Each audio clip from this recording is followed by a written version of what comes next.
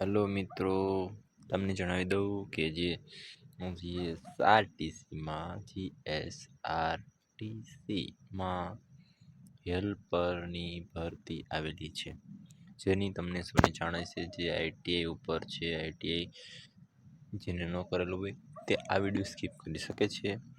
જેને આઈટીઆઈ કરેલું હોય તેના માટે ગુડ ઓપોર્ચ્યુનિટી છે. તો તમને જણાવી દો કે જે ગુજરાત રાજ્ય મહાન વ્યવહાર નિગમ દ્વારા જે ભરતી બહાર પાડવામાં આવેલી છે, તો તેનો જે પે સ્કેલ છે તે ખાસો એવો સારો એવો છે. 21,100 માત્ર ફિક્સ હોય છે અને 1,658 જેટલી જગ્યાઓ પર ભરતી આવેલી છે. અને બીજી જગ્યાઓની વાત કરીએ, 1,658 જેટલી જગ્યા છે. અને આ જગ્યાઓમાં પણ ખાસ અલગ અલગ કેટેગરી વાઇઝ ભરતી બહાર પાડવામાં આવેલ છે. એજ્યુકેશનની વાત કરીએ તો એજ્યુકેશન આઈટીઆઈ બેસ્ટ છે.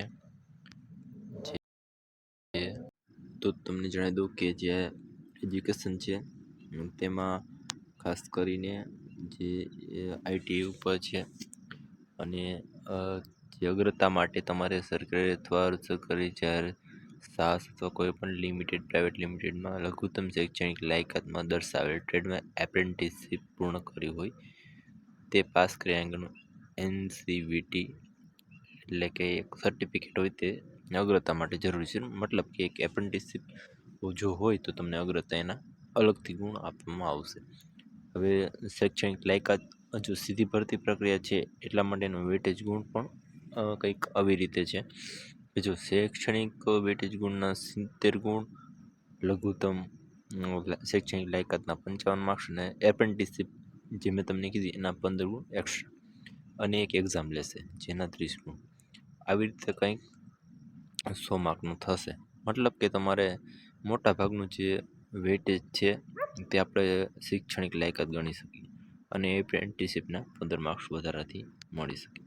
હવે જે ઓએમઆર પદ્ધતિની વાત કરું, જે મતલબ અહીંયા કેવું છે કે 70 માર્ક્સનું ટોટલી જે વેટેજ છે તે તમારે એજ્યુકેશન બેઝ ઉપર છે અને જે 30 માર્ક્સનું છે એના માટે ઓએમઆર આધારિત પરીક્ષા લેવામાં આવશે. તો એ જે ઓએમઆર આધારિત પરીક્ષા લેવામાં આવશે તેના માટેનો સિલેબસ કંઈક અહીંયા આ રીતે દર્શાવેલ છે. સામાન્ય જ્ઞાન, ગુજરાતી વ્યાકરણ, અંગ્રેજી વ્યાકરણ, લાયકાત વિષય વસ્તુ અને કોમ્પ્યુટર આધારિત પ્રશ્નો.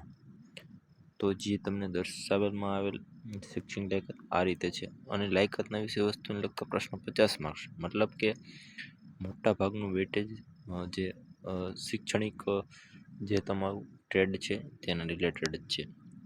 હવે બીજી વાત કરીએ તો પગાર ધોરણ, તો 21,100 5 વર્ષ માટે ફિક્સ રહેશે અને વય મર્યાદા 18 વર્ષ અને 18 વર્ષથી લઈ અને 35 વર્ષ, અનામત માટે 40 અને માજી સૈનિક માટે 45, દિવ્યાંગ માટે 45. અહીંયા ઘણું બધું ટ્રેડ રિલેટેડ પણ રિલેક્સેશન આપેલ છે. અને નાગરિકત્વ તો આપણને ખબર જ છે, ભારતના નાગરિકત્વ જ એપ્લાય કરી શકો.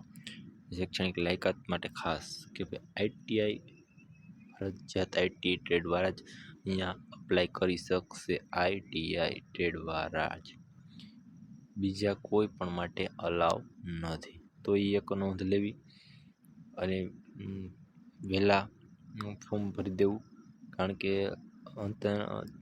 છેલ્લી તારીખ સમયે ઘણો બધો સાઇટ ઉપર લોડ હોય છે. તો તેને ધ્યાનમાં લઈને તમારે બને તેટલું ઝડપી ફોર્મ ભરી દેવું.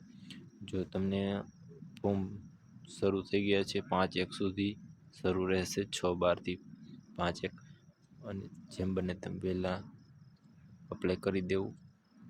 અને મારી ચેનલને આવા જ વિડીયો જોવા માટે લાઈક અને સબસ્ક્રાઈબ કરવા વિનંતી.